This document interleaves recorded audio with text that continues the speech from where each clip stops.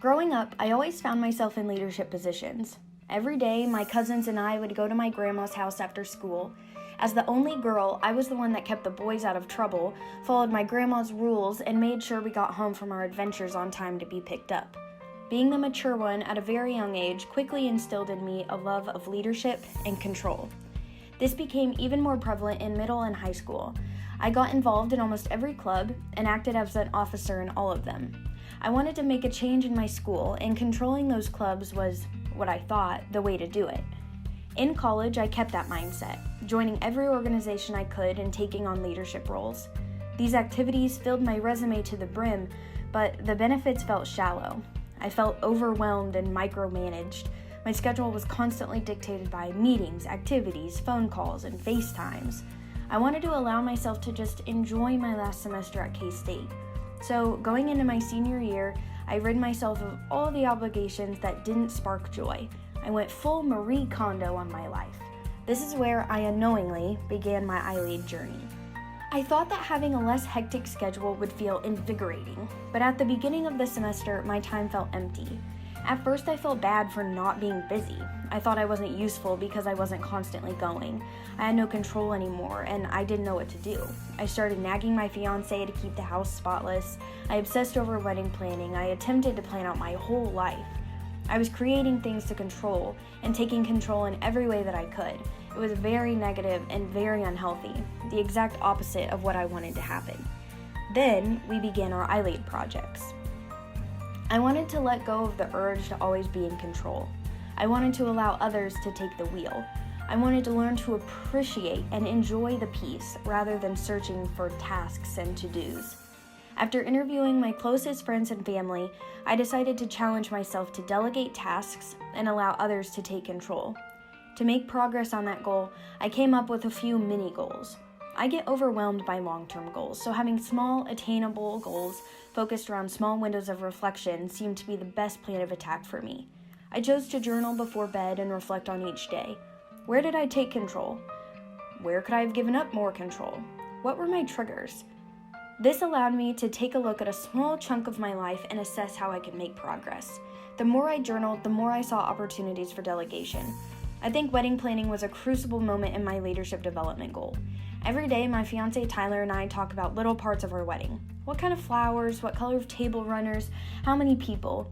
Rarely does Tyler actually care about these details, but he does care deeply about a few things. One thing he really wants is the little people on top of the cake. I'm really not a fan of this. At first, I was a hard no on the people. I was trying to show him pictures of other cake toppers, ones that didn't depict us as Slenderman-type characters, but as I was journaling one evening, I realized he literally wants something so small. I'm getting the wedding of my dreams, the man, the flowers, the venue, everything, and he's only wanting the people on the cake. Short term, these people may not seem like my ideal aesthetic, but long term, that's something that he'll appreciate. It was simple, but it was a big step in letting go. Another thing that I would do daily is look up a quote and ponder it for the day. I decided to do this when I stumbled upon a Pinterest graphic that read, "You will be amazed at how things fall into place once you let go of the illusion of control." As a young leader, I always thought it was my job to control everything.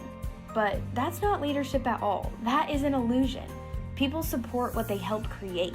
If I want to be a good leader, I have to allow others to be actively involved in the project at hand.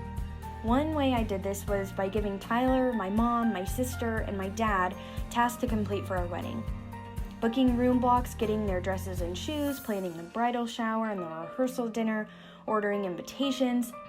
These are things I could have done myself, but by giving them tasks to complete, they felt more involved, and I had less to control. This felt risky at first, but the more I delegated, the more empowered I felt.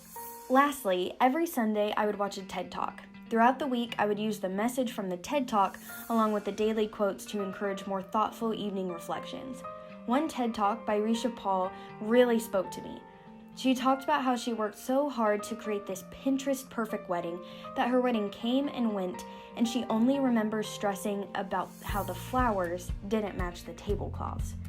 How sad is it that a day that is supposed to be about love and unity became more about ivory flowers clashing with white tablecloths? It was exactly what I didn't want. I was like Risha. I was working to make my wedding Pinterest perfect, but her words made me realize that it's not about details. It's about the love between two people and the people who are there to celebrate with you. This revelation led me to let go of even more control and put me in a totally different mindset for our big day. After 8 weeks of watching TED Talks, reflecting on quotes, and journaling about my day, I made so many discoveries about how critical it is to let others take control and why I lead. I'm an Enneagram 1, the reformer. At the beginning of this iLead journey, I was stuck at the unhealthy levels around 7 and 8. I was intolerant, inflexible, thought everyone was wrong, was obsessed with perfection, and always wanted to control the situation. Now, I'm in the healthy levels between 1 and 3. I want to be fair and principled, objective and ethical. I want to be rational, reasonable, mature, and moderate in all things. And most importantly, I now accept things as they are. At first, I was so consumed with hosting the picture-perfect, Pinterest-perfect wedding. I was intolerant to others' ideas and opinions. I thought I knew how to achieve perfection, so I controlled every aspect of it. Now, thanks to reflections and all of that, I take time to listen and really understand where others are coming from when they offer new viewpoints. This is risky because something may not turn out exactly as I'd like it, but what sustains me is the happiness of others. My fiance getting excited about the tiny people, my mom being pumped about a slideshow, my dad excitedly picking out our dance song. Their happiness and their excitement for this day makes the challenges of letting go so worth it. This goal not only helped me create the real wedding of my dreams, but helped me see what I truly care about. I care so immensely for others. I strive to make people feel loved and supported. Whether that's by letting my fiance choose our cake flavor or letting my students offer up ideas about lessons, I want people to feel valued and heard. This iLead project has made me see what is truly important, how to let go, and I am so thankful for that. That is why I lead.